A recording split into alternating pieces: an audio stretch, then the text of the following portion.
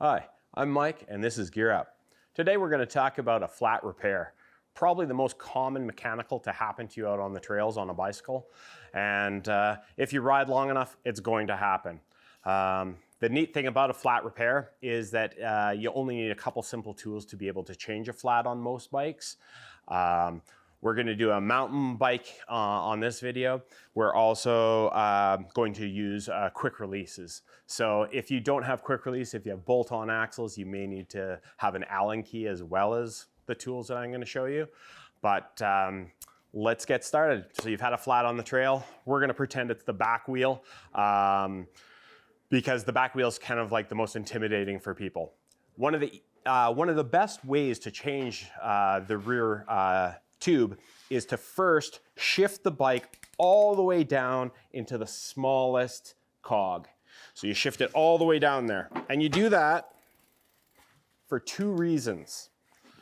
One reason is that you know exactly when you're putting the rear wheel back on what gear it's in so that you can line up the chain. And for two, it's the furthest outboard gear, so it's just easiest to flip the chain over.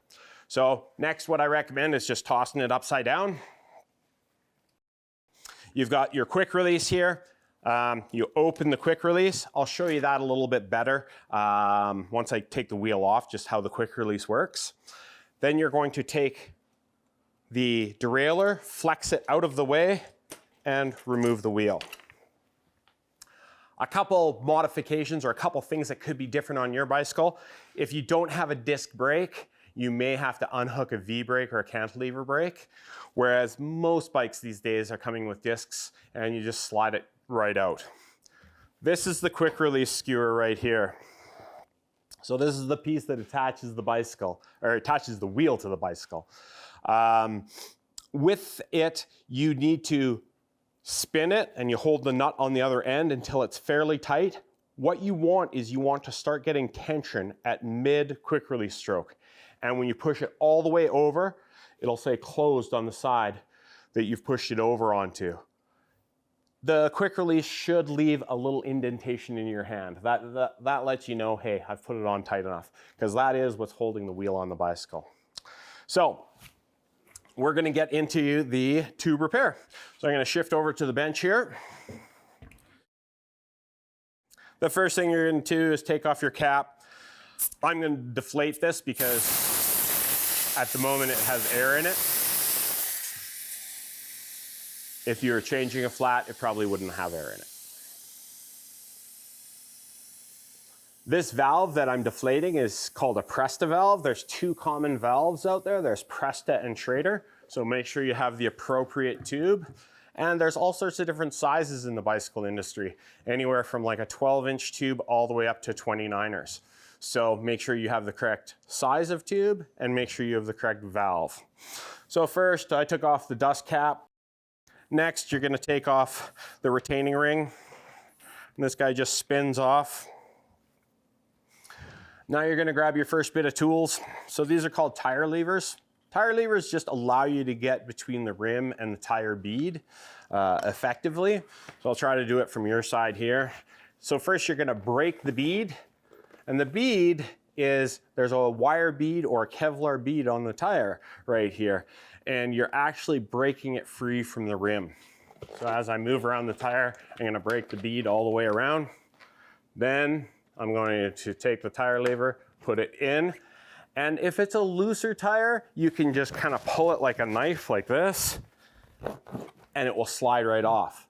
If it's not a looser bead, you may need to use 2 or 3 of the tire levers and work your way across, sticking the tire levers onto the spoke, pry the next section off, and work along it.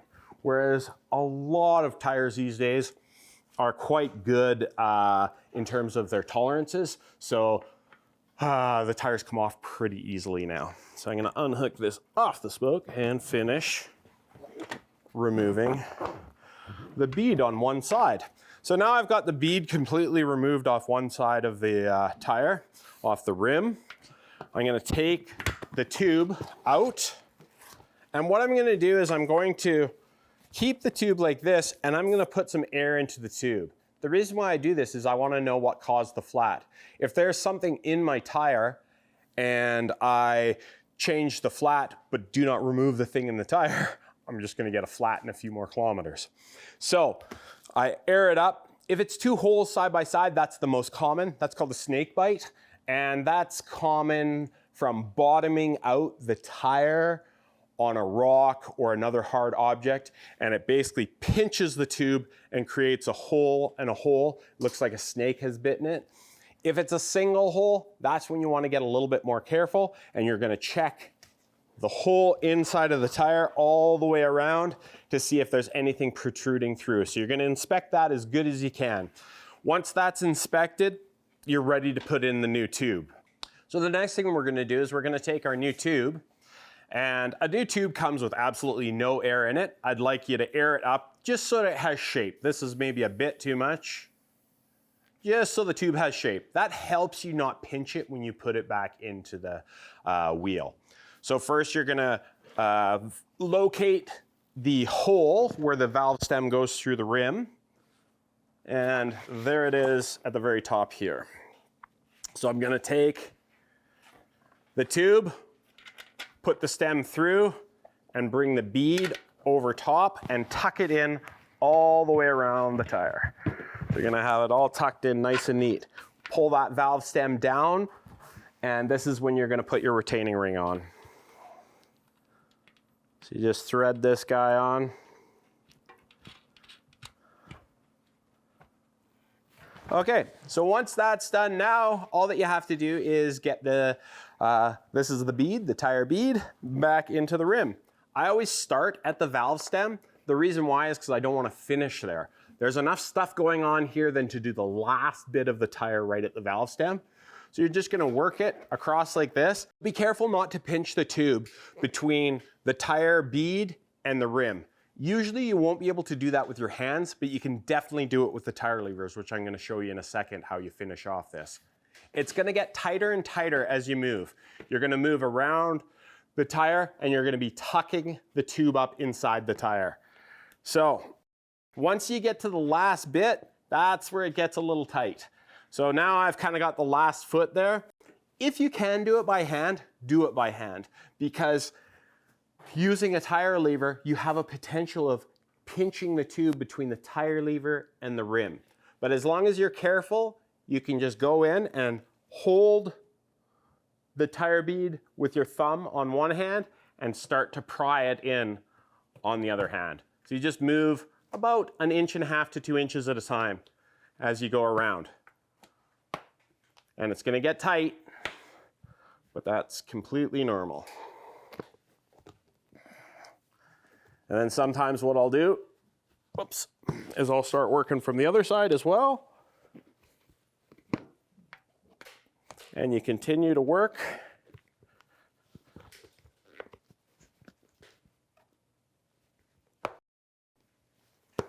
Around the bead. I'm gonna try to go for a little bit more distance. There we go.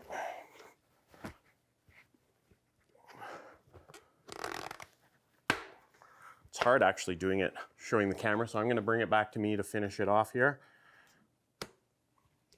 There we go. Okay, so now we've got the tube in the wheel or in the tire, and we're ready to inflate. One of the latest, greatest things that I've absolutely fallen in love with is CO2 inflators. This is the pump, believe it or not, and that will inflate one tire completely. How you use it is you just thread the cylinder into the pump, and what's gonna happen is the pin's gonna face up. You're gonna feel the puncture pin face up against the tool, and you're gonna turn it. Oh, there we go. Turn it, it'll pierce it and seal it all in one little turn there. Should. There we go. It was just being a little miserable. So again, you're piercing the cylinder and sealing it all in one. Then the cylinder is ready to use. You put it onto the valve stem and you turn it just like a tap. So you turn the cylinder and you can see the way it inflates it up like that. The one thing is, if you've got sensitive hands, it gets very cold, like freezing cold. Like, I don't know if you can see the mist coming off here, but it is extremely cold as the CO2 leaves the cylinder. At about the halfway inflated point, I like to check and make sure everything's beaded by pushing the tire back and forth like this, going all the way around, making sure that that bead has sunk down in. And there's a little guideline, if you look at it right here, all the way around the tire. That should be equal all the way around the tire on both sides. Then you can finish off inflating it up to the PSI that you want to ride at. Ooh, cold. All right. Seal it up. Put your dust cover back on. A note with Presta, I never put the dust cover on. Because the valve, you have to unspin it to open it. There's no way for mud to get in the valve. So it's just an extra step. So I actually run my bicycles, all of them that run Presta, without the cover, because it's just an extra step every time you have to add air to your tire. Okay, so next up, it's got to get back on the bicycle. So you've got it all changed out. You got air holding in here. So this is why I told you to shift it down into the smallest cog here, is because now when you're putting it back on, you can put the chain, so you got to separate the chain. You've got the high side, which is the bottom of it, and then you take it and you put the chain onto the smallest cog, and then everything, believe it or not, just drops down into place. Sometimes you have to center the disc in the center of the caliper, and I've tightened the wheel up a little bit. So I'm going to loosen that quick release a little bit, and then you're going to drop right down into the dropouts. And what you want to make sure is that the axle is all the way into the dropouts. So this is the dropout right here. The axle should be seated all the way into the bottom. Then you're going to repeat that process of tightening the nut and checking on the skewer to make sure that you're kind of getting that tension at the halfway point. And then you're going to do the final fold over. You also want to check your chain stays, which is this part of the frame, and your seat stays to make sure that you're balanced between those. So you have equal distance on either side of the tire between those stays. That just makes sure the wheel is running straight. Then you're gonna flip your bike over, and you're pretty much ready to ride. I usually give it a quick spin just to make sure everything's good, make sure that the disc isn't rubbing, make sure that everything's nice and centered, and you're ready to get back onto the trails at that point. A tube change, once you get good at it, you can probably do it with CO2, especially if you use CO2, because believe it or not, pumping up the tire is the longest phase of changing a tube. Whereas if you use a CO2 inflator, you saw the way it inflated in, I don't know, 3 seconds, 4 seconds. You can probably get your time down to about 3 or 4 minutes for a full tube change. And versus walking out of the bush, getting to ride your bike out of the bush is a far nicer experience. And the coolest thing about this is really all you need is a set of tire levers, a pump of some sort, and a spare tube.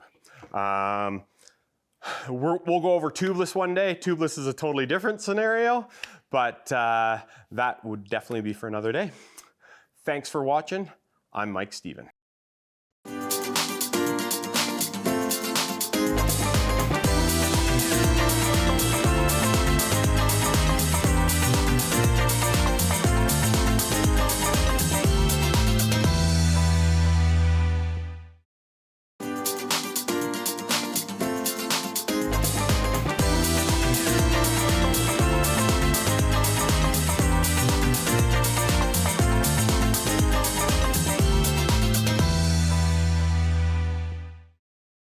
Hi, I'm Mike, and this is Gear Up. Today we're going to talk about tire selection.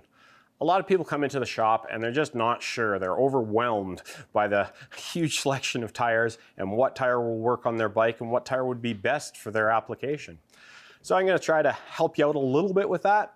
There's some things that definitely you can't change, but there's definitely some things that you do have some options in. The one thing that you cannot change is the diameter of the tire.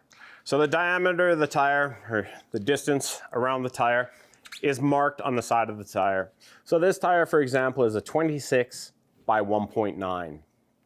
So it's referring to 26 inches in the diameter and 1.9 in the width. The width can be adjusted. You can go narrower to the point of you don't want to go so narrow if you have a wide rim. You don't want to go so narrow that the tires isn't going to bead properly into the rim. Basically, as long as the tire is angling down this way to meet the rim, you're going to be fine.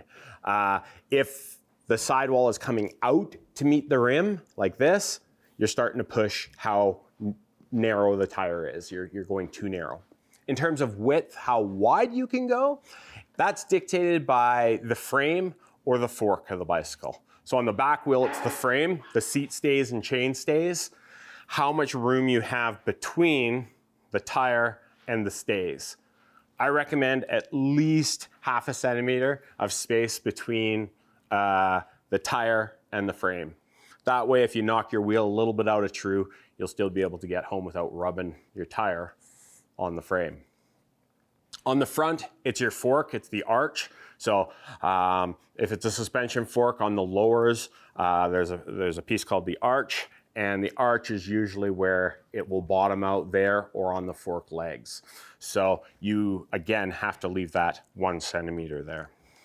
A tire like this is kind of like a commuting tire, a good tire for somebody that wants flat protection, meaning that this has what's called armadillo sidewalls. Armadillo sidewalls are reinforced sidewalls to give you strength so that various things that want to puncture your tire don't go through the tire as easily. Still can be punctured, but it gives you some definite resistance. If you're commuting around town, it makes sense to have a smoother tire, smoother and narrower. The two reasons you want the smoother, or the reason why you want the smoother, is it'll roll more efficiently. Therefore, you'll get more distance out of how much energy you have. The other thing is narrower. As you narrow up the tire has less rolling resistance on the pavement again, thus making it more efficient and giving you a little bit longer ride for how much gas you got in your tank. You can see tires come all the way down to like a 12-inch. This is like a kid's bike. So they come all the way down. With your kids' tires, there isn't as much selection in terms of like different sidewalls, different profiles, different rubber compounds, all that kind of stuff. Whereas once you get up into the adult sizing or the mainstream sizes, there is a lot of choices in terms of how to choose the tire. We'll go through a little bit of that, but a lot of those features are specific to different manufacturers. So you kind of got to learn their lingo. We'll go over that in a little bit though. So road bikes. Road bikes are kind of like your, the drop handlebars, really narrow tires, super fast. So if you look at the tire, extremely slick, very smooth. I was talking to one of the reps and they said that the reason why they put any shape on the tires, siping or shaping onto the tire, is to give the rider confidence. There actually isn't even enough surface area on most road tires for the siping to actually clear water or anything like that. So road tires are going to be very smooth, very efficient, very fast. The negative of a tire like that is it's a low volume tire, it's narrower, therefore you are going to get pinch flats a little bit easier. So somebody that's out really looking for efficiency, maybe doing a Grand Fondo, something like that, they're going to want to go to a road tire, probably in around a 26C. That's the width. Road tires go in metric, so it's a 700 by 26C is kind of the common one. So with your road tires, If you're looking for a top level of efficiency and have a road bike or a hybrid bike and want to make it a little bit faster, going to a full-on road tire is a great option. Next up, you kind of got this new category that's out there called gravel. So there's a lot of people that are riding road bikes, a little bit more robust of a road bike, but they're taking them down gravel roads, some single track trail, light duty single track trail. And you're gonna want a tire with a little bit of grip. So this has a little bit of grip on the sides, but it's still fairly smooth in the middle of the tire. It's gonna roll pretty efficient and is gonna give you reasonable cornering on the side. One thing that I should mention is you've probably seen that some of these tires are all rolled up and some of these tires aren't. So a tire that's rolled up is going to be a Kevlar beaded tire. That's going to be in your premium tires. It's a little bit lighter weight and it beads a little bit better, especially for tubeless.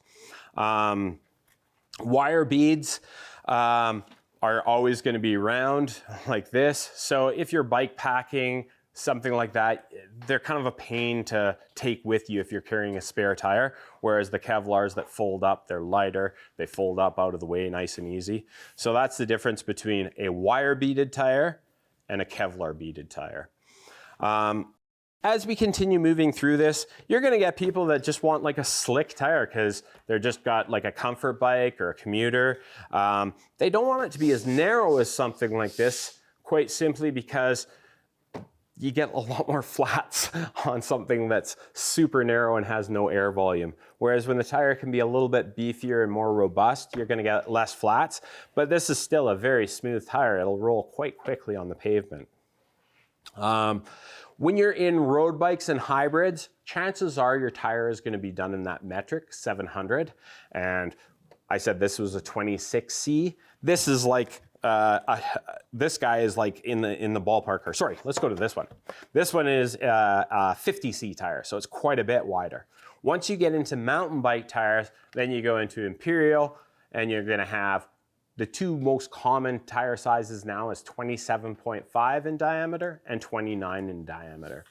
Then you've got all your widths of those as well. We'll get into a little bit of mountain tires. So mountain tires, you're gonna have different applications out there. Some people are all about speed and cross country and climbing up those hills as efficiently and fast as they can. They want the lightest possible tire. They're willing to risk maybe getting a flat, but they want that super lightweight tire that rolls up to speed nice and quick. It's gonna have a lower profile knob on it, so it's not gonna be super grippy, but it's gonna give you enough grip to make it around the corners and the trails, but you're gonna have much better rolling resistance, so the tire is gonna move quite quickly through the trails. So you have anywhere from that cross-country type rider to a little bit more gravity focused rider. You can see the lugs on here are a lot bigger and a lot chunkier. They're gonna grip the ground incredibly well. There's all sorts of different tread patterns and profiles, so you can choose that until your heart's content. Everybody's gonna tell you their favorite tire, and you just gotta figure out what is your favorite tire. I find most of the premium tires out there are pretty darn good.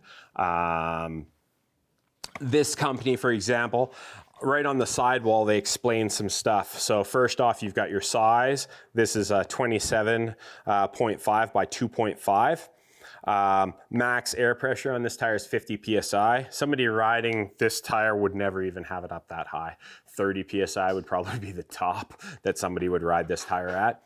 The lower your PSI in a tire, especially on a aggressive gravity tire, the more traction you're gonna get, the more malleable your tire is gonna be, and it's gonna conform to the terrain, give you far better traction for cornering, and keep you on the trail.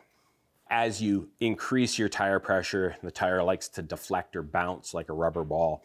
So if you can run those lower tire pressures, that's a huge benefit for the rougher, rockier terrain. If you're riding on smooth, fast terrain, you're gonna pump your tire up a little bit just so you have more efficiency and speed. But as we continue moving across here, you see this logo. This logo from this company means 3C, means triple compound. Means that The tire has a firmer durometer of rubber closer to the bottom of the tire, and as you move up, it goes through two other densities of rubber or durometers of rubber.